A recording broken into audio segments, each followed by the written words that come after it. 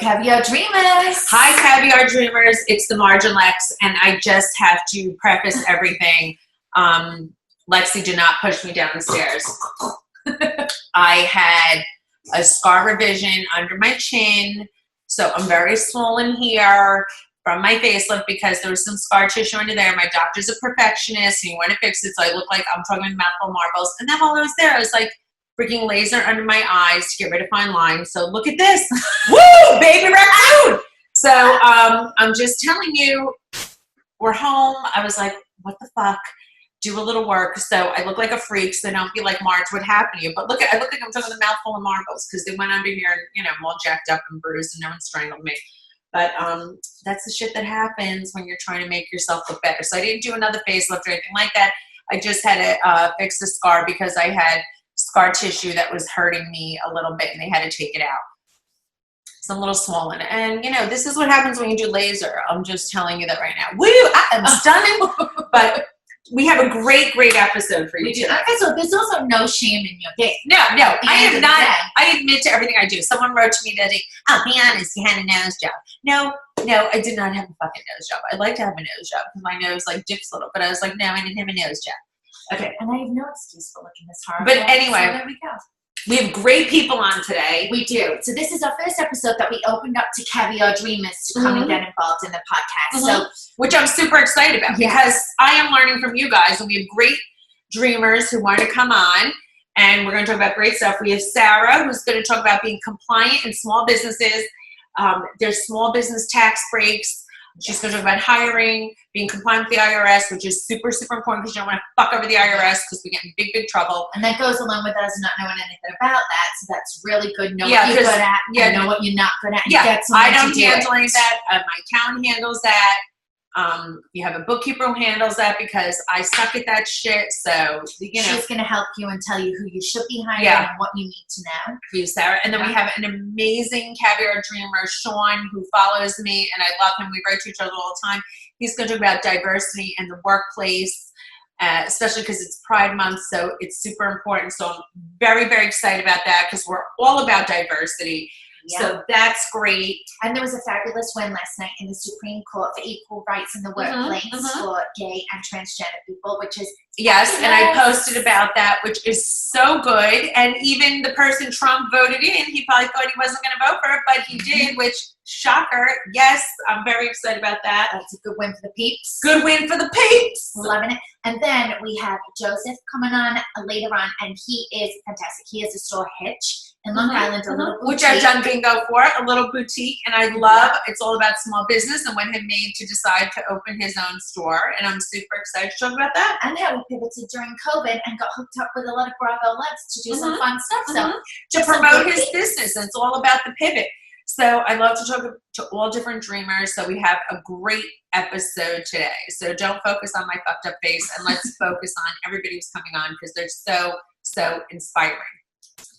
Lexi, I'm so excited. We're here with Joseph DeBello from Hitch. Woo-hoo! Thank you so much for coming on.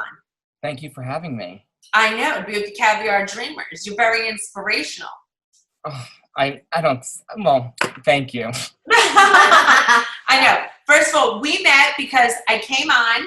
You pivoted during COVID. We did. You know, you were giving back to charity. You had me come on. I did some bingo. But just tell everybody, because first of all, you have two careers. You opened your dream store, but you still, you know, are working, doing other things. So just like tell everybody how like you live in. So I am in the fashion industry. I now sell. I went to school for display and exhibit, and belong that. School? FIT. I graduated from FIT. So did the Marge. I know. And I did the display and exhibit. I graduated from the display and exhibit department over there. And before that, I had went to other universities and careers. I went to LIM and NYU, and it just FIT seemed like the perfect fit. And more creative for me because I'm a creative person. Yes. So I went there. Graduated from there. I worked at Daffy's. Do you know Daffy's? Oh, yes. I used to love Daffy's. I was on the creative team at Daffy's doing all their windows. And then some internships, went to Bergdorf Goodman, Bloomingdale's, and all that stuff. And then I actually worked with Donatella Versace personally as an intern. How good was that? That was awesome. So I had some good experiences, but it always kept me going back to the sales side. It was like what I was good at, talking to people, introducing myself, and, you know, just doing that. So I started selling mannequins, store fixtures, POP units, trade show pop-ups, that whole 9 yards industry. I work in the city with a company called Mannix France Display, and I just was lacking the creative outlet. So with the being on the sales side, I still needed that creative outlet. And then in 2012, we started our adoption journey to adopt kids, me and my husband. And I was doing like crafting on the side as like a side hustle to pay for the adoption loans, you know, just as like, you know, a little side hustle. How amazing is that? So yeah, so we actually, I'm pivoting again. We adopted our boys through Facebook. How come I didn't even know that you have boys? Okay, that's amazing. I have 2 boys. Oh my God, I have a 4-year-old and a 3-year-old. So cute. Yes, so Vice and Vaughn. Vice and I Vaughn. love that. I love that. So I adopted them from birth. I cut the umbilical cords, everything. Everything was just a great experience. But so we did that as a side hustle. And then when I came back, when I brought Vice home, I was with my business partner now, Justina, on a train ride home from New York City. And I said, you know what? We really need to do this to the next extreme. Let's do it mobile. So we converted a 1964 Shasta camper. Which I love that. I love that. And then we started doing pop-ups at West Elm. We started doing at the Roosevelt Field Mall, the Hicksville Mall, and we would just pop up random places and we would sell my merchandise that I would make. And at that time we were getting bigger and bigger, and I was like, Justina, I can't keep up with making all the merchandise in the store. Either we have to buy or figure something out. She's like, why don't we offer it up to like other crafters and makers and doers. So that's where our term came from, hitchhikers. We brought our hitchhikers along with Hitch. And we started selling their merchandise.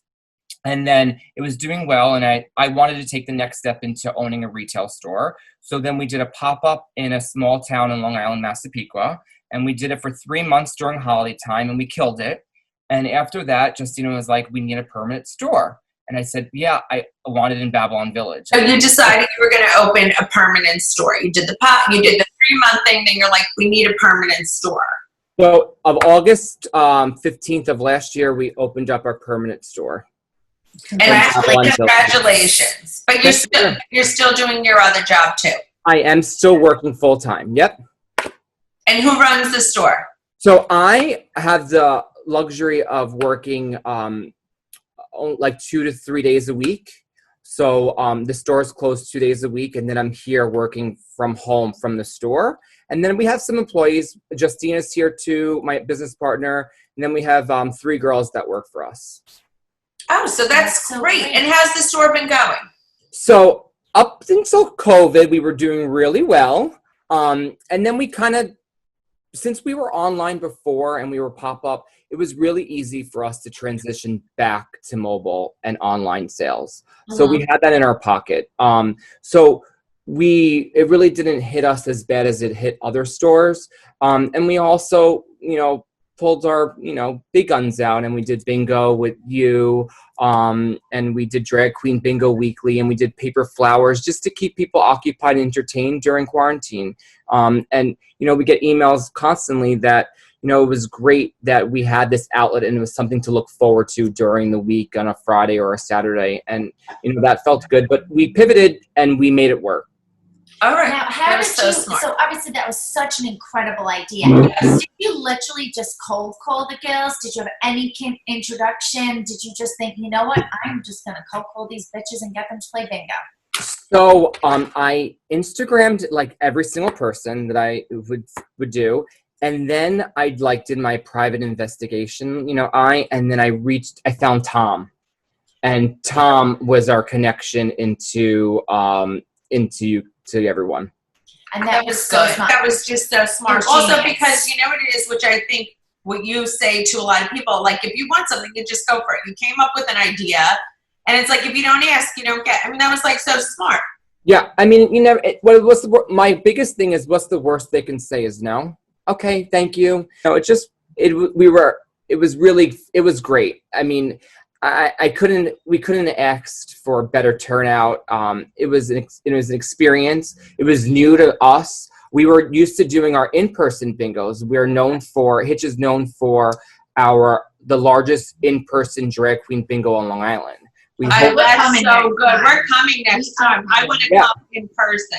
Yeah, so we host once a month, and we can't wait till we're allowed to host again. But we host once a month, and it's like 75 people at like a local village hall. So with wine and beer and soda, and then snacks, and it's a lot of fun. And we do different themes, 80s, 90s, and it's just fun. People dress up, but yeah.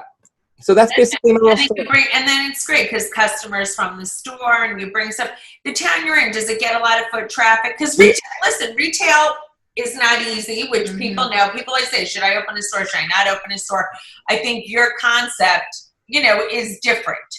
Do you outright buy the stuff, or is it consignment? Do you mind me? It's consignment. We have a contract with all of our vendors. So that's great. It's very smart. Yeah. So we don't really have upfront cost. And yeah, it's consignment. There's over 160 vendors in our store, and they're all from like the tri-state New York area. We're starting to like trickle out of New York. So, we'll get some unique items in here instead of it's like the repeat stuff, but we try to keep it all local talent. But tri-state is kind of local.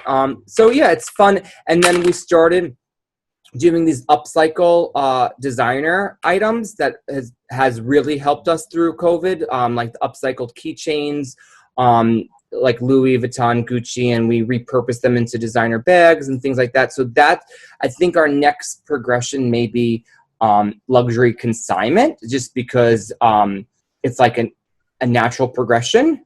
And I think you got to keep moving and shaking. Yeah. That's what I love, which I think is good to inspire people. Everybody has to progress. You have to constantly change your business and reinvent yourself, which I love. Listen, you started with the pop-up. You did the Hitch, the little pop-up truck, and then you had your permanent store, and now you're going to be doing upcycled and consignment, which I love. Is like you don't have a big overhead because you're not laying out money for inventory. Correct. Very smart. That's very smart. So we also were, we were approached that other people want us in other towns in Long Island. And I was thinking about maybe franchising. Is like, I don't know if that's the right move for us. We have some quirky names like the Hitchhikers, the Hitchers, the Hitches, Hitch Happenings. Like, I don't know if it's franchisable. You want my honest opinion, what I think you should do, which this should come out. I think you should have the truck consignment bags. Yeah. I like the idea of the mobile truck. I love the mobile truck. You can make it such a great experience. You could show up anywhere, and I love the consignment high-end bags and things like that. And women will come flocking. You show up in a town, and all the good towns on Long Island, and then you have the truck. You'll have the permanent location here. Like, you're driving out. You'll be picking up the bags. You know what I mean? And people love it. They'll be getting the Birkins, the Louis, the Gucci's, the this, the that. You'll be driving to their town. Okay, this week the Hitchhikers or whatever is coming. You'll be hitching to the bitches. Yeah, exactly. And I think you'll have the van or the truck, and it'll be showing up. You could have it painted like a cool handbag or whatever it is, and you'll be showing up with the luxury, the bags and the jewelry. And it's also fun for events too. Like if someone's having like a fabulous cocktail party event type of thing. I think that's going to be in my opinion, I think that'll be the progression of your business. I still like the mobile aspect of it because then you could show up places with it. Yeah. So we had the camper and we would hitch it to like an SUV.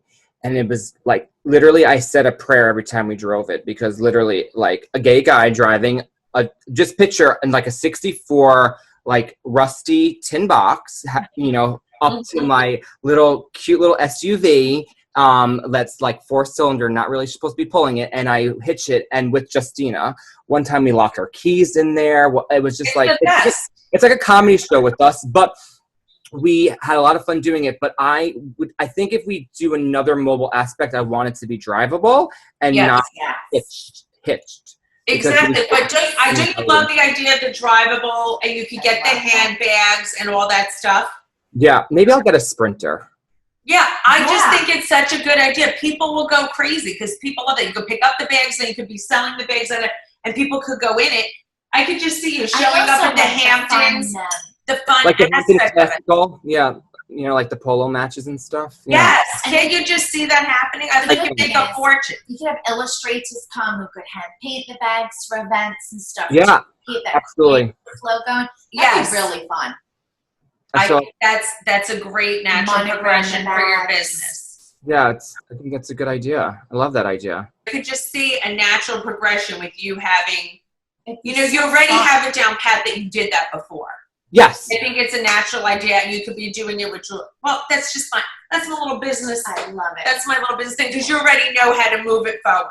Yeah, I think that's a good idea. I think that's inspiring to people. So P.S. See, look, we just did a brainstorm, people, and this is how you do it, right? Yeah. But he's living his dream. Maybe we shouldn't even put this out there. I don't want to give anybody your idea. I mean, I am living my dream. I wake up every day and I'm motivated to come to this store, and my husband thinks that sometimes I work a little too much on it, but like I don't think it's work. There was a quote recently that he says, it's like, if you go to sleep in the same day you wake up, you're not a go-getter. And I never go to sleep the same day I wake up. Like I wake up at 7 and I'm like the next day at 2 a.m. It's just, my brain never shuts off. Oh, good. That's a good thing, because I don't go to sleep till the next day either. Yeah, we're late night girls. We're late night girls. I'm like up late. I go to bed every thinking, pacing. I'm texting you late at night, 1 in the morning. I'm like, did you see this? Did you see that? Yes. Yeah, I love that. It's just the way I work and operate. I get more inspired at night. And I think people also base success just on money. Success is based on happiness. 110%. Because I know a lot of people with a lot of money who are miserable fucks. Don't you agree? Yeah. Mm-hmm. I think having money is great, and that's why we do work hard, but it has to be a work-life balance. You have to love what you do. Yeah, I can honestly say that I love I call it my real job. I love my real job, and I love the business that I'm creating. I can eat, sleep, everything in. Now, I think you lived one of my dreams, actually, which was to do the windows at Bravolebs, because that is one of my dreams. I live for those windows. Yeah, Lexi so loves to do it. Tell us about that. It was the most magical experience of my entire... So I'll tell you a little secret. So those windows that you see in Bergdorf, they're actually on chains. So they actually go downstairs to the basement, and then they get brought up. Wow. Oh. Yeah, most like big windows like that, like Macy's does that, and most big windows do that. That's so interesting. So they could keep it a real secret. Yeah, and then just bring it up, and then there are window dressers that actually go into the window and dress and do finishing touches, but in the basement of like the big box stores, it's like creative heaven. It was the most magical experience. They're a tough crew. But it was the most magical experience ever worked interning for them. Yeah. How amazing is that? I know Bergdorf's windows at Christmas, the way I go past, I like die. People, that's like the best thing in the whole universe. And I think retail's going to make a transition back to like experience driven, like I hope it does. I hope it does. Do you remember this? Do you remember the store Story? Yeah. Yes. So that I think we're going to see more of that popping up, where it's more of an experience to come into a store. And that's just my personal opinion. I want it to be an experience. My whole life was just about feeling fabrics, going shopping. It was an event. Like Joe and I that's what I love to, like in Europe, it's still like an event. You go into a store. It's about the customer service. It's about the experience. It's not about just, listen, it's nice to shop online, but I love having an experience of feeling the fabric, seeing things, the visual, creative aspect of it is so fabulous. And I think people are so missing out on that. I agree. And I mean, I noticed we opened phase 2 in Long Island, and I feel the people that came into the store were like missing that. They're like, I'm just so excited to be in a store and touching things. And I think that it can go two ways, that people are going to be really scared to come back to shop retail, or it's going to be a massive amount of people. And I think more people are going to feel and support small business, small boutiques, because it's safer. Yes, definitely. Yes, I think more controlled shopping environment. Yeah. Exactly. I absolutely agree. You know, we didn't ask the other Caviar Dreamers. No, we didn't, but I think you would really enjoy our questions. Yes, I think it's important, the questions for him. I do too. Because you are the epitome of it. You know, the Marge has like a few things that she says. I always say I'm 50% delusion, 50% determination. That's how I got where I am. What percentage determination are you and what percentage delusion? So it's so funny you say that. I think I'm probably higher delusion, but I always put it out there and it didn't happen. And then in a couple of days, like I manifest it. Like I very important. Manifesting it. And I always say it out loud, and my husband thinks I'm crazy, and he's like, that didn't happen. I'm like, no, it didn't, but it will. And it always does. So I would say I'm probably like 60%.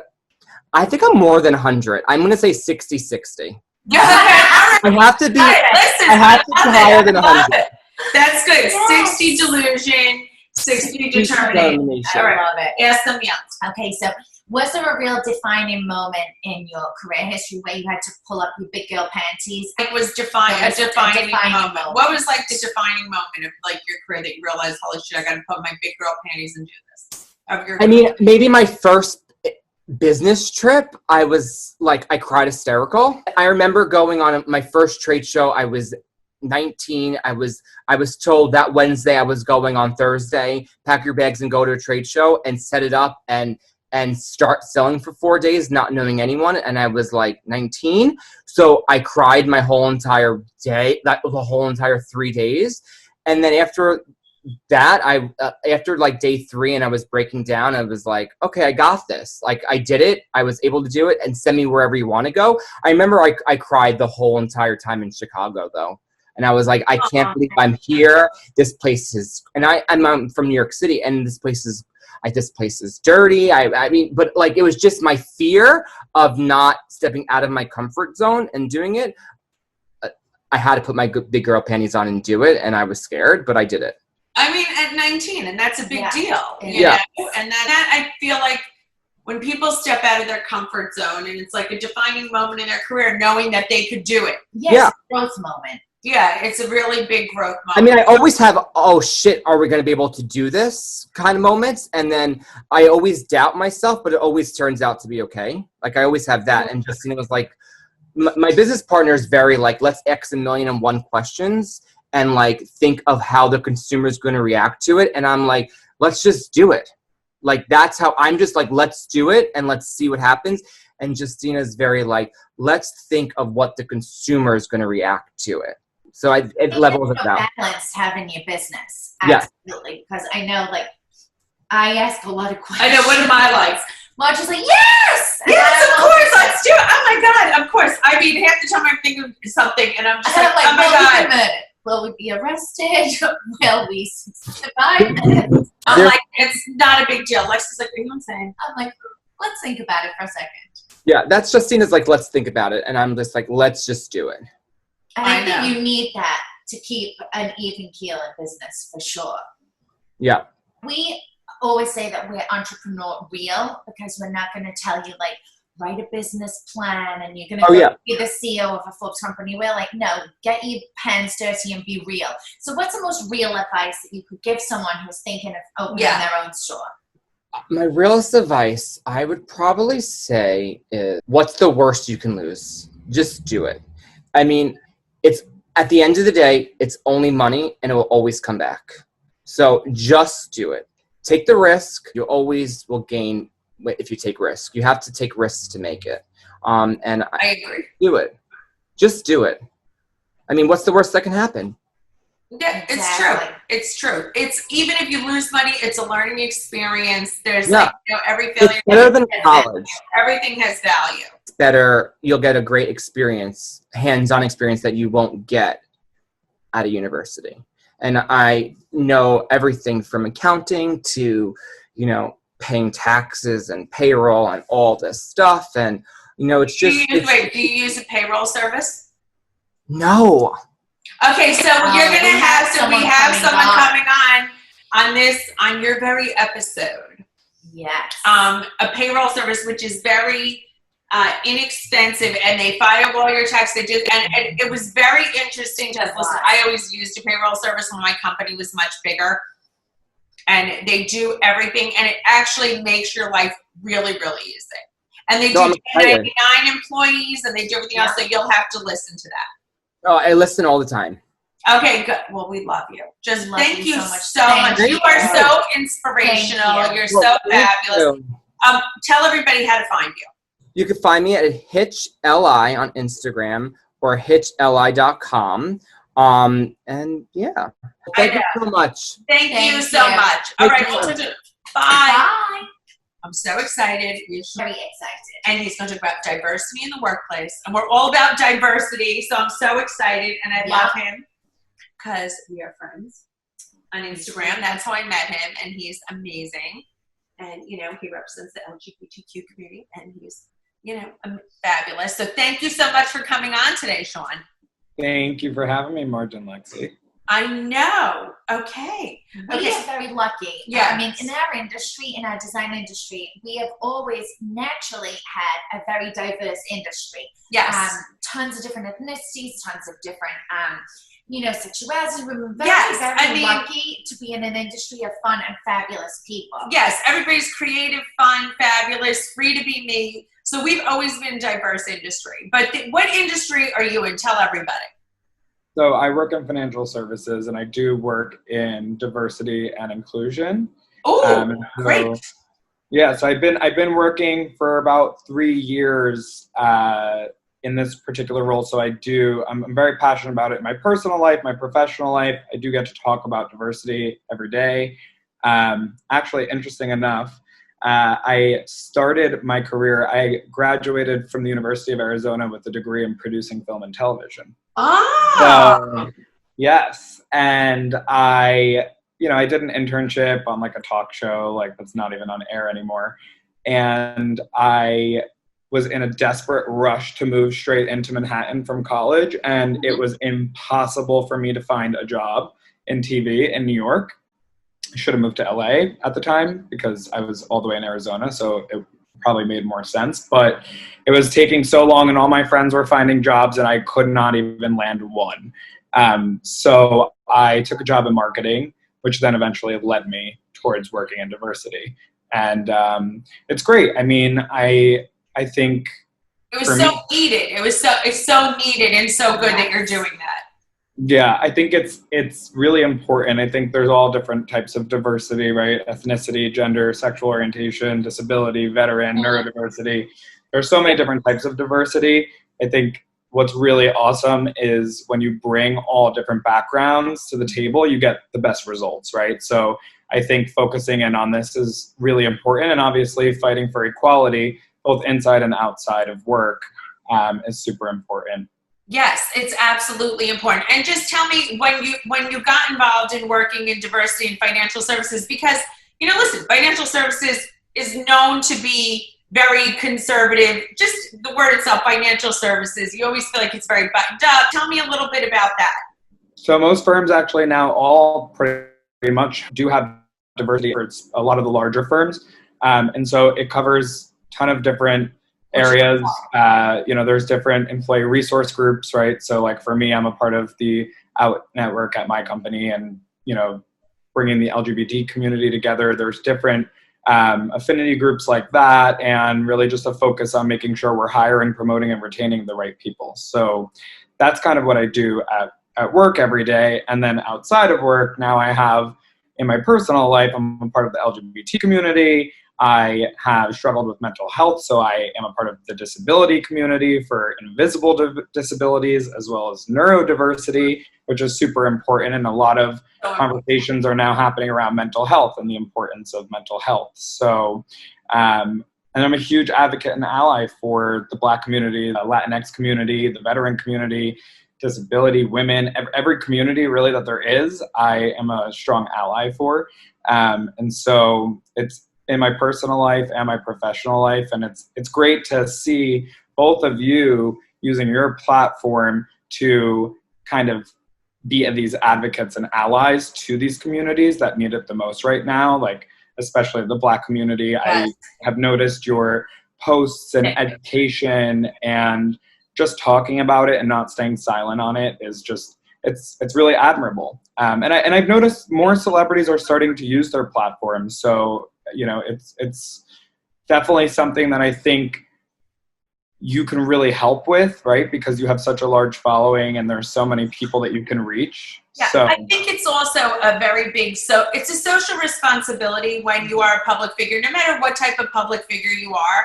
I think it is a social responsibility to do the right thing and not stay silent because, and I think it's hard. I think some people don't know what to say.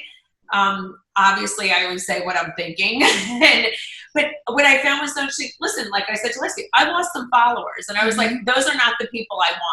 Yeah. Exactly. People who don't want me to speak out and don't want to follow me. I'm like, you know what, then don't follow me because you have to do the right thing in life and always speak up.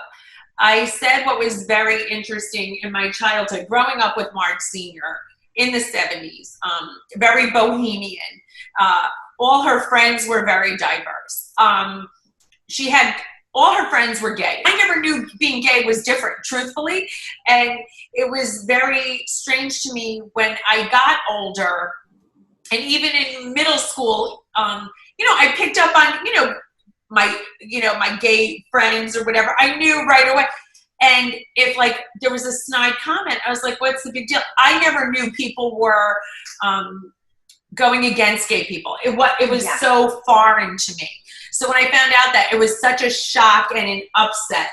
It's just so upsetting. So that's why I just feel like I'm such an advocate for the LGBTQ community, especially growing up with everybody, you know, in my life, you know, was in the LGBTQ community. I couldn't imagine not loving everybody and feel, I mean, listen, I hate to say it, I'm a gay man in a girl's body. And I mean, maybe this is against the heterosexual community, but the LGBT community just has the best of both worlds. I'm sorry. They're colorful, creative. They have every component that's fabulous. And that's what I always say.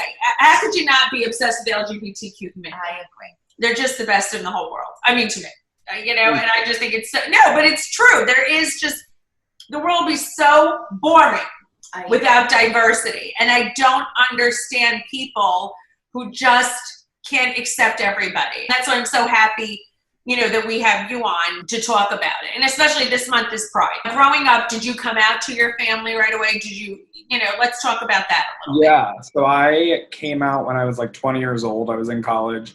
And all I really cared about was like, just don't turn 21. So like a couple months before my 21st birthday, I came out to my family. Wasn't difficult at all. Tons of support. And then afterwards it was like, whoa, like really all those years for nothing, like these sleepless nights and the fears. And so not everyone has it that easy. And I was really just overwhelmed and happy to be accepted for who I was. And the outpour of people I went to, you know, high school with, middle school with, family, friends, just reaching out to me was really unbelievable. And actually my boyfriend, he recently just came out. He's 39 years old. So he just came out, came out to his family and everything else. Just came out to his family. Wow. Same thing, went super well. Everyone was more than supportive, but you know, it took him a little bit longer and he didn't struggle. He really, it was just personal to him to just keep it to himself and be private about it. for me, I'm the type of person that needs to like scream from the rooftops and like let everyone know what's going on at all times. That's okay. So for me, That's it's a little perfect. harder. I get the feeling. I'm the And same. it was fun. It was fun, you know, those years. I feel like the past decade was me really understanding what it means to be a gay man and how to celebrate it. Like I didn't even pay attention to the issues that were going on in the world. I was really just focused on, can I just fix this? Like, can I not be gay? And then when you accept the terms that that's not a choice, you can then become your authentic self. And it's been great and fun. And I get to talk to all my friends about the Marge and You're so throwing their sweet. I husband in love the that. pool. And I know. You are so supportive. Thank you. I am so sweet, and I am so grateful that you are so good and supportive to me. But you know what's so great also with, you know, NBC Universal, we have our Out program as well, which I love. And that, you know, so many big companies do have the Out program, and that you're working with this. Wait, so you live in New York right now, right? so I just left New York City. I'm now in Bergen County. So wait, when are you coming over? I'm coming over as soon as you invite me over. Dinner, we're totally Oh, hanging we're out. going out. As soon as this clears up by next week, you're coming over. But that is so funny. No, so you should come next Wednesday. Yes, we're doing a I'm pride doing a pride thing in Englewood because, you know, I'm like Miss Englewood. I do the pride flag with our mayor. We're doing for NBC Out pride flag in the morning, and then we could go for a little brunch. Awesome. Yeah, I'll give you the details. So that's what I just want to tell everybody. But you know what I think is so important to everybody listening about diversity and diversity in the workplace. The Caviar Dreamers who follow us and everybody who follows the show and follows us, to be accepting, and it makes it for such a better place to work. No one wants a homogeneous society, okay? That's boring as fuck. That's what I think. You know? Yeah. And I love that companies have diversity programs. It's funny because Marge Sr. years ago when she worked at Pepsi, prior to working for me, also worked in, it was at the time called, which was a little weird at Pepsi, it was called ethnic marketing, but she worked in the ethnic diversity department. Marge Sr. did. Wow. And which is so great. And she's such an ally also. And it was with the Latina community and the, at the time, you know, then you always had to say African American, and now you say Black. You know, we always want to be politically correct and say the right thing. But also, she always was ahead of her time. Yeah, she definitely was. Marge Sr., which is so nice growing up with someone like her. You know, but it's very funny because she was single. I would have friends that weren't allowed to sleep in my house because I had a divorced mom. Really? Isn't that weird, Shaun? Yeah, that's so weird. Isn't that weird? That's In weird. the 70s, fathers didn't want their daughters sleeping at a single woman's house. Wow. Yeah. That is so bad. I mean, there's issues all over the place. It's terrible. I think the one thing that I will say is most people will not work at a company if they don't feel like they're going to belong. So if they look at a company and there's no diversity and inclusion, there's not people that look like them, where you can say, I can succeed here. Like, look at this individual. If you don't have that, they're not going to work for you. And there are places that are doing really well with diversity and inclusion. And so to me personally, it's a big deal for me. I would never work somewhere that, you know, didn't appreciate diversity and didn't believe in the business case of diversity and inclusion. So it's definitely important. And I think, you know, outside of the workplace, I mean, listen, also, just to mention, obviously, the big win with the Supreme Court. And, oh my God, that was such a good great. Very, There's very still more work to do because that's just Yes. the workplace, right? You need to talk about housing, you need to talk about finances and education, and there's so many other things to tackle. So they're now like the next law that allies and the LGBT community is looking to push for is the Equality Act, which will cover those. But still, major win. It's just crazy to me to think that we're still even in a place where we have to do this. This was a big victory for humanity, I felt yesterday, in times that are so rough. This last month sucked. Yeah. Very somber times. You thought COVID was the worst thing that was going to happen to us. Right. I mean, it's been heartbreaking. And I think, again, the LGBT community this year, celebrating Pride, it's going to be a huge focus on the Black community as well, because we are all looking to fight for the same thing as equality, and we're That's going to be there for the Black community, and we're going to work together. And this year for Pride, they're going to do a big global event. It's going to be like a live stream on June 27th with pop stars and world leaders. And it'll be like the first time ever that there's this big global event people could actually go to virtually. Actually, for the people that can't usually travel to the big cities like San Francisco and New York, et cetera, they can attend, right? People who are not out of the closet can attend. So many people can celebrate. So there are some positives to celebrating Pride virtually this year. I think the most special part will be the LGBT community really pushing for the Black community. Yes. You know, it'll be really special for the intersectionality. There's a big part of the LGBT community that's Black. And so it'll be great to celebrate together and, you know, just being allies. Talking about this stuff is definitely hard. It's uncomfortable. Everyone's fearful that they're going to say the wrong thing, but I just know from my research of how to be a good ally, you just can't be silent. And so yeah, you are absolutely right. And you know what? People can't shame someone else. If you do say something wrong, it's about learning. And I think that's what it is. It's to educate them down and be offended. Yeah, everybody can't start screaming at each other. You know, everybody makes a misstep. So I want everybody to know that if you make a misstep, okay, it's okay. If you're trying to ask something, just be open to conversation, learning. I think that's what's very hard. I think I think people get very offended very easily. I don't think this is a time for anybody to be offensive or defensive. Yeah. You know, everybody's, you know, if you truly want to learn and see change, you know, that's what it's about. Come with good intention. I think that's really what it's about. Yeah. And I think the best thing you can do is just be honest and just say, listen, I don't know if I'm saying the wrong thing, like, you know, and go from there and be as honest as you can that it's uncomfortable for you, but you want to talk about it. And so I think we have a lot of work to do. And I think the one thing that we all need to focus on is not just letting this be a 1 month thing, right? It has to continue and we need to build on it. But I'm hopeful, and I have seen some positives from the past difficult month with the racial injustice. And now we're seeing some positive changes happening with the Supreme Court, right, with the LGBT community. So I think we're making progress. It's difficult, but again, it's something that we have to focus on for the long term. Yes, I just want to go back to the June 27th event because I want everybody, I want to put that on our website. Yes. I want everybody to be able to log on to that. We'll find the information. I'll put that on the website. You can find the information. It will be a 24-hour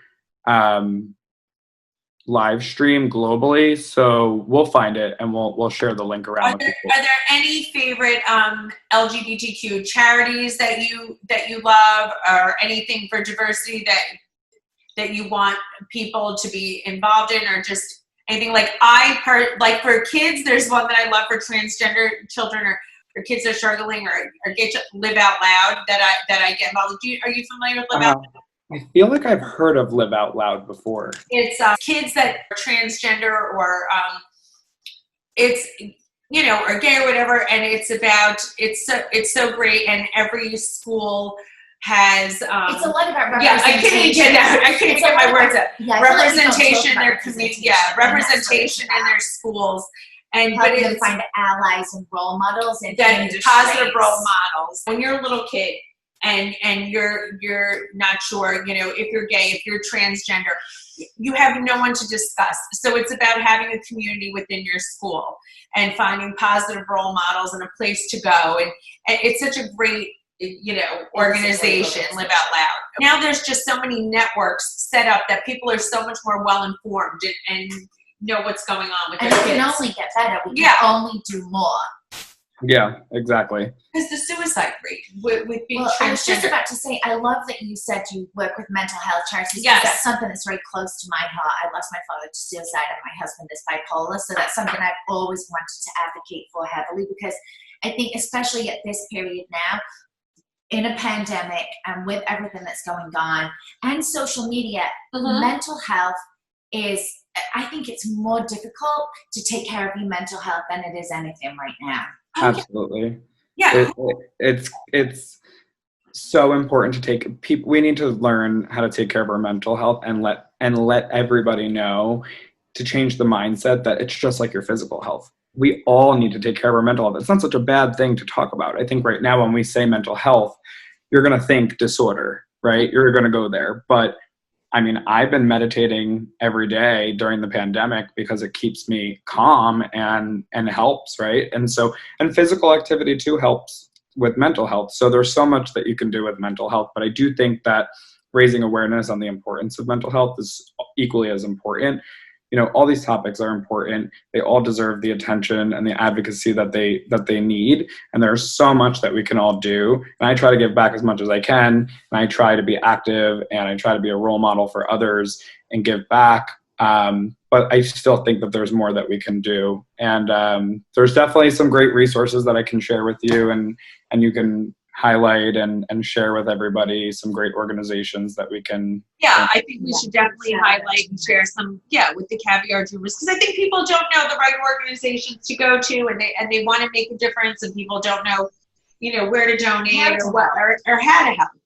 You could do a post, you could do a donation. Listen, I always do. Lexi and I are big with change.org. Change.org every day. I'm like signing a petition. It's as simple as signing a petition.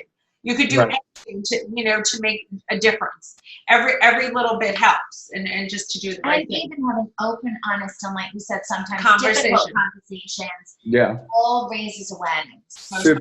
Super difficult conversations, but definitely necessary to have. And the awareness and the education, especially if you're an ally, if that's what you can do right now, just do your part, right? And so I've been doing my part, and I know you guys have both been doing your part. I've been commenting, liking all of your stuff. It's great though. I mean, you guys are taking time out of your day to talk about this. I don't know many people that are doing the same, and so it's super appreciated from, on behalf of my communities that I'm a part of. But you guys really are doing such great things, especially thinking about the younger audience that probably looks up to you, and knowing that you accept them for who they are, which is super awesome always. No, it's so great. You know what? When anybody writes to me, I get teary-eyed. I have so many great people that write to me. It really touches my heart, and I always feel like I'm the mother, all these young little very boys. nurturing and motherly. Yeah, it makes me cry actually a little bit.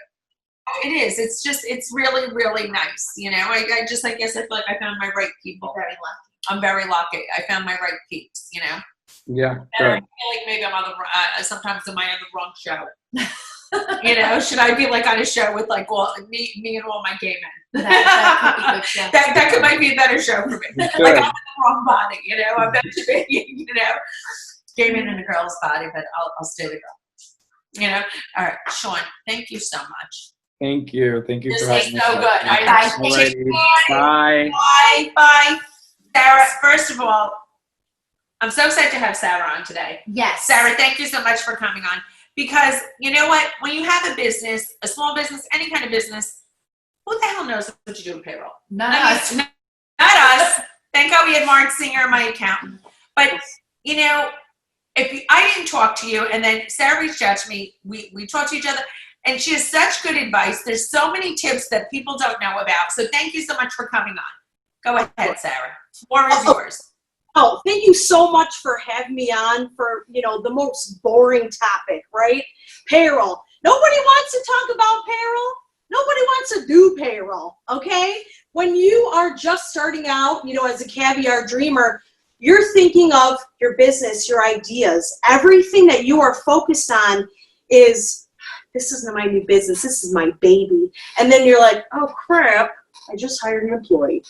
And then this is another good point. Should it be a W-2 or a 1099?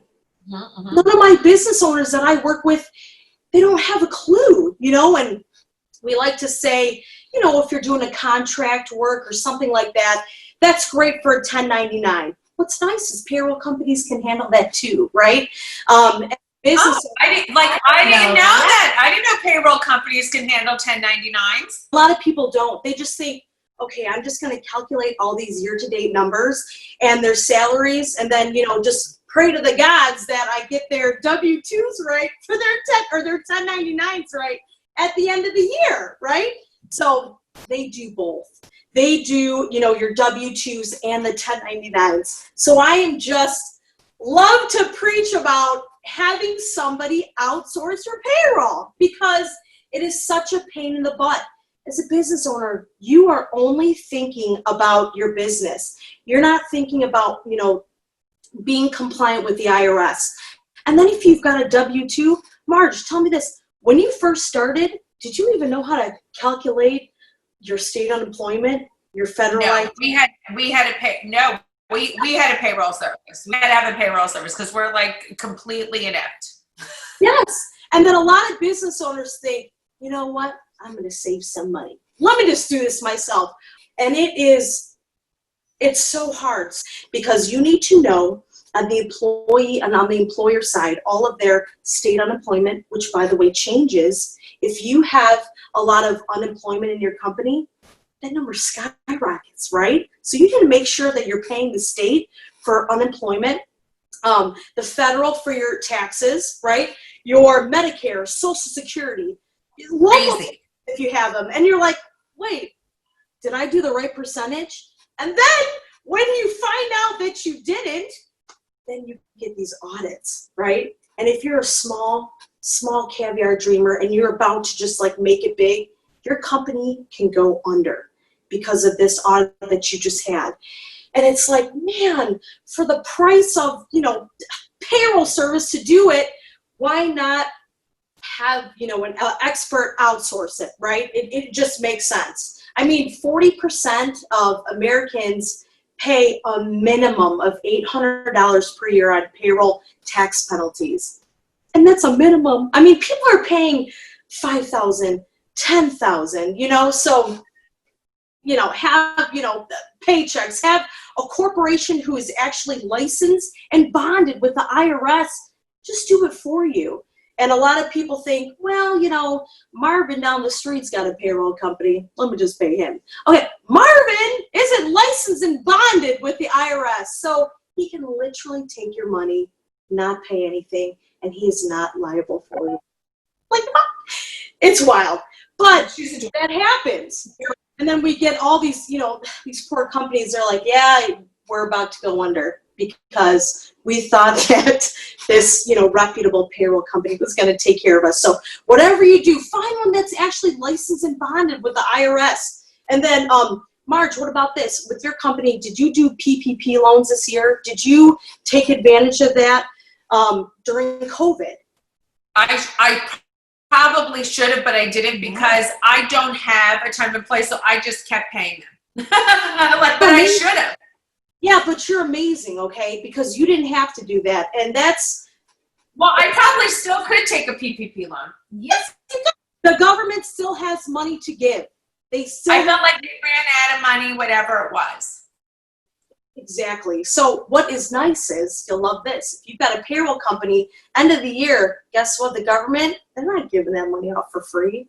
They're going to be like, hey, it's time to pay, right? And you need payroll reports. You need payroll summaries, general ledger reports. You need everything to show that you've been actually paying these people. Where does that come from? Oh, let me just make it up. No, you can't make it up. A payroll company actually has these reports and you're legit and then you can pay it back. I don't know. There's so much more legislation that's been out that they need to convey this to their employees. And I just heard on NPR this morning that employers need to now put in their employee handbooks that you cannot sue me if you got COVID while you were working for me. Like, okay, all right, Lexi. Okay, Lexi. My notice. Take it as your notice right now. No suing the Marge if you get the COVID. You and Marlene. Yes. So Marge, get your payroll company to put that in the employee handbook, and they should, right? You also mentioned how if you hire certain people, you get money. Tell us about that. So companies don't know about. I'm so glad you brought this up. So it's called WOTC, work opportunity tax credits. And it's been around since 1992, and the government every year keeps renewing it. And what this is if you are a business owner and you hire somebody in, if it's a retired vet, if it's somebody on government assistance, there's 12 different categories. And at a payroll company, we will apply for these loans for you and then give you your money at the end of the year. But since you're hiring these people, you get $1,200 to $9,600 per employee as a business owner. And you know why? The government is sick of paying unemployment for them. And they're like, yes, somebody hired them. Let's go. I'm going to give you money for that. So business owners are like, what? What's that? What's a work opportunity tax credit? How do I apply? And since we're bonded, licensed and bonded with the IRS, we know where to apply, we know where to take the money from, and we give it right back to you. And you can use it for your taxes, you can use it for supplies. And we've had like really big success stories, 35,000, 96,000, 150,000 tax credits, and these people are like, yes, that paid for my payroll, that paid for my taxes this year, this paid for everything. And if you do not use all the money, it just keeps going and going and going to the next year until it's gone. That's amazing. All these people want to work. They just came out of prison. They want to work. They're not done, Guess what? I got the work for you. And you. Everybody deserves a second chance, and everybody. Thank you. Yes. Yep. And it's so funny because the business owners tell me, Sarah, these are the hardest working people I've ever had. And for me to get paid now because of this person works for me, man, I need to pay them this money, So, I mean, it is huge. It's huge. Work opportunity tax credit. That's what it's called. You got to use it. You have to use it. Payroll company, they'll know about it, and if they don't tell you about it, they're doing a disservice to you because you deserve this money and you're the person giving these people a second chance. So come on. It's a win-win. There's like 5 top reasons to outsource. So you're saving time. As a business owner, do you have time to go and spend, calculating all these different payrolls out, making sure they get paid? Hell no. No, you don't. No. You're worried about your shipment. You're worried about your next product. You're worried about something else. And it's just not possible. And what's nice of the payroll company, just send your hours to your specialist. They'll process it for you. They'll calculate your federal, your local, your taxes, and they will pay everybody for you. Direct deposit, check, whatever you feel like. And they'll keep you 100% compliant with the IRS. So save time, save money. It's so much cheaper. It's like, why don't you have a payroll company? Yeah, go ahead. Let me ask you something. Yes. I think people get confused about because we had this issue. We had some 1099, some W-2 employees. Do you pay work? I can't even look at myself because I look like a fucking chipmunk, so I can't even look in the camera.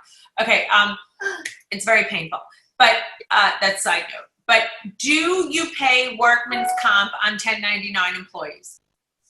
So that's such a good question. And you would not. For W-2 employees, you would. And what's so nice is we've got it's called workers' comp payment service. So instead of you paying a big old lump sum at the beginning or end of the year, they're going to break it down for you during the entire year. Because who's got another $5,000, $10,000, if you're just starting out, to just dole out to an insurance company? Let us do it for you. Let us break down these payments and actually calculate it correctly. That's such a good question. Yeah, workers' comp, and it's mandatory in many states. How nice would it be if you actually had a system that broke it down for you instead of you just paying out that big lump sum? Nobody wants to do that. Nobody's got that extra cash just lying around, especially if you're just starting, you just don't have it.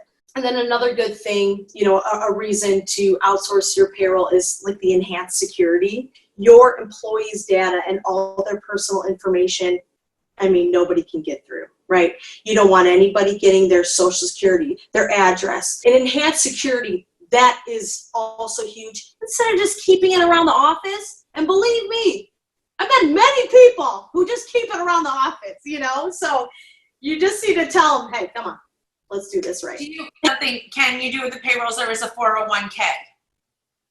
Yes, absolutely. You know, Paychex, we've got our own 401k, but what's nice is maybe you love your 401k, right? And you want to keep it, no big deal. We're going to take out your match and we're going to take the client's match and then we're going to pay it off for you. It's, you know, fully integrated in the system.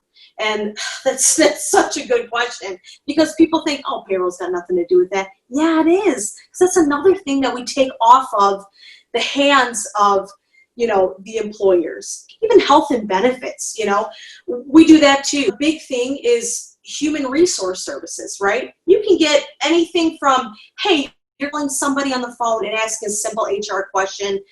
There's an HR library where you can type it in. Or we've got systems where you can actually have somebody come in for human resources and make sure everything is compliant within the office. So if you're just starting out, get it done.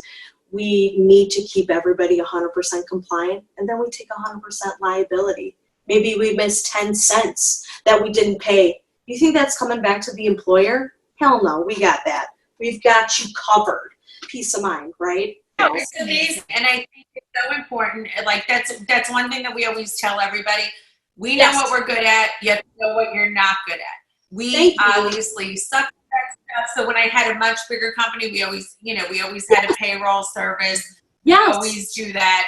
Even if you have a small company, it is very easy to have that. There's no minimum of employees you need for a payroll service, is there? You're going to love this little saying, you only need 2 feet and a heartbeat, okay? He's like, you need one. I know, 2 feet and a heartbeat. You need one person, that is it. 40% of our 650,000 clients are one employee S Corps, because they know the value and they know that is way less expensive to pay a payroll company than get that audit and then pay the government the money. It's really a no-brainer. We have, you know, service 24/7 within the United States. So you can call and you're like, man, Rick didn't get paid. I forgot to pay him. Don't worry, we got Rick covered. We have somebody available for you all the time. And then you get your own specialist from, you know, 8 to 5 who knows all your employees, who knows everything that you're doing. So there's no lack of customer service, which is huge because I don't know about you, but I can't stand being on the phone for half an hour when I'm doing something and waiting like, okay, I'll figure this out myself. No, how am I going to do that? So that's huge. That's the best part. You work for Paychex. Paychex is great. That's the service that I use. We have Paychex, and you know that's the biggest probably payroll service, right? Yep, exactly. And you know what? Look around. You know, see what's best for you. There's a lot of companies that, like I said, are not licensed and bonded with the IRS and do not give you the customer service that you need. That's my biggest thing, especially if you're a business owner. You need somebody who's going to answer that phone when you've got a question, because guess what? Your mind's on something else. Any kind of business could use a payroll service, be it a store, a manufacturer, a doctor's office, Totally. a restaurant, a salon, any kind of business could really use a payroll service. That's really what it is. Exactly. That's really what it comes down to. And it just makes you IRS, the taxes are paid, you're compliant. Just quickly explain the difference between a W-2 and a 1099 employee. Because I don't think everybody really realizes what that is. Actually, they've got no idea. They're always wondering, shoot, do I pay this person as a 1099? A really big indicator would be if you are setting a schedule for your employees. Hey, you need to be here 8 to 5, Monday through Friday, or this. If you're setting them a schedule, if they're wearing uniforms, that's a W-2 employee, okay? All the way. If they want their taxes taken out, you know, and get a nice W-2 at the end of the year, that is a W-2 employee. Be at a certain time, leave by certain, right? Yes, exactly. And a lot of people don't know. If you're a 1099, you know, you're usually a contractor that we're calling, I don't know, maybe once or twice a week. Hey, can you do this job for me? You know, it'll be like paid this amount of hours. Freelance. Yes, freelance, exactly. I've had a lot of 1099 freelance designers. Or, you know, they work for me, but they also work for someone else. They work for other people. Exactly. They work for a bunch of other people doing jobs here and there. You want to stay compliant? We just get their wages, boom, boom, boom, boom, boom, all over the year. And at the end of the year, we give them a nice little 1099. Boom, here it is. Then you don't have to worry about it. You don't have to fuss with it. And then you're still compliant. Another nice thing is we've got these awesome apps. So what's nice is with this app, what they can do is they can actually pull up the hours they worked. They can pull up past pay stubs. So if they're trying to apply for a mortgage, maybe get a car, and they need this proof, they actually have it right there. Reason enough. That's amazing. That is, because it's so hard. You don't want to bother your employer, and then you feel like you're causing a headache, and you're asking for stuff. It's all that. You do not want to bug your employer who's busy, who is, you know, up to their eyeballs in work. Right? Log in yourself. Everybody's got their own logins, and they can pull the information when they need, which is great. This is amazing. You are so helpful. That is so good. I think you helped so much. No, seriously, that was so insightful. I love the WOTC program. Yes. I love all the services that a payroll service does. It just takes the time and effort off. I mean, listen, starting your own business is not inexpensive, but take the headache away so you have time to focus on making money as opposed to wasting time. Because any time away from being creative or selling or hustling is time away from making money, right? Yeah, time literally is money. Yeah, time is literally money, right? Exactly. And I'm so glad you're on board, because it's like, this is just, again, you know, the most boring thing to talk about. But guess what? Everybody needs it. Everybody's got to outsource, and it's freaking feels like doing it. I mean, I hate doing shit like that. I mean, I definitely. Right? Yeah, it's the last thing I want to do is sit down and crunch numbers. We have so many products we want to design, develop, want to do, you know, new ideas to explore, but it has to be done. You've got to be compliant, and you've got to get it right from the start. Exactly. No one wants the headache of dealing, you know, with the IRS right from the beginning. You just do the right thing. Then when you get ready to your taxes, it goes right to the account. It's all cut and dry, nice and simple. Sarah, you're adorable.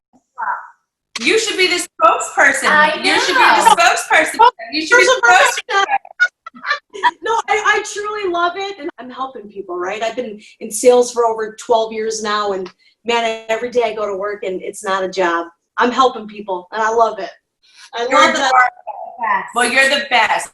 You've helped so many people today. Well, thank you so much. Thank you. And we have all your information that you gave us, so we'll put it in the bio. We'll put it in the bio. Ladies, thank you so much for your time. I love you. Have a great day. You're adorable. You're so cute. You have such good energy. Thanks for coming on. Sorry I'm so jacked. Thank you. Have a great day. Bye, guys. Bye, man. We had such amazing people on today. And those are dreamers. The best Caviar Dreamers. We have Joseph from Hitch. We have Shaun, who runs the diversity program. We have Sarah, who, you know, who tells you about the payroll service. She was making payroll sexy. Yeah, making payroll sexy. And I had to do an outfit change because my neck was hurting so much. And, you know, and by the time you see me again, you know, I won't have this shit. But, you know, we actually. See you again, you'll be like, you came right out of the womb. I know, I came right out of the womb. I'm going to look so young. I'm going back to my birth years. You have to change your driver's license to get your yeah. No, maybe. Okay, but with that being said, yes, Caviar Dreamers, you are the absolute best. I hope this was inspirational. I can't wait till more of you come on. I love meeting you all. You have such great stories. Love hearing everything. And you inspire everybody else. You inspire me. Yeah, you inspire us to keep going and try different things, and you're inspiring each other. This is such a great community. And you know, I give good business advice. I mean, and I think I gave just a good idea for his business. I'm going to make him do it because I want to, you know, follow that little, yeah, you want to hitch over that. I want to hitch over there, and I want that truck to show up in my driveway with all the bags. Absolutely. We'll get that going. We'll get that going. I'm all about it. So as usual, you can find all the information on the website on longwithjoseph.com in the Caviar Dreams section. Any of the links we talked about today, any of the programs that Shaun was telling us about, all the information to Joseph's store and the bingo that they do. And if you want a payroll service, just everything. Everything to be compliant in life, compliant with diversity, and how to start your own business. I mean, seriously, What how more much do you need information? than us? Yeah. Look at that. Yeah, Bringing the it life to of you, Mrs. the B and the people. Marge. The people. We're bringing it to you. Bring it So to you. follow us at Caviar Dreams, Tuna Fish Budget, Mhm. on Instagram and YouTube, and new episodes with Dreamers every week. Every week. So keep an eye out for who's upcoming. We have Gigi Howard from CO Beauty. Oh, which I'm so excited. I mean, I still need my CO Beauty patches, even though I did under my eyes, because you do it on your décolleté, you know, your forehead. You do it on your hands. It's great. Great for fine lines. CO Beauty, best idea ever. Yeah, and So Gigi excited starts to a have her. really seriously unbelievable business from happens question in a plastic surgeon's office. So she'll tell you all about that, Mhm, and she'll be mhm. inspiring a dreamer in the beauty industry too. So Exactly. So Tune it's in. very exciting. Tune in, guys. keep dreaming. Keep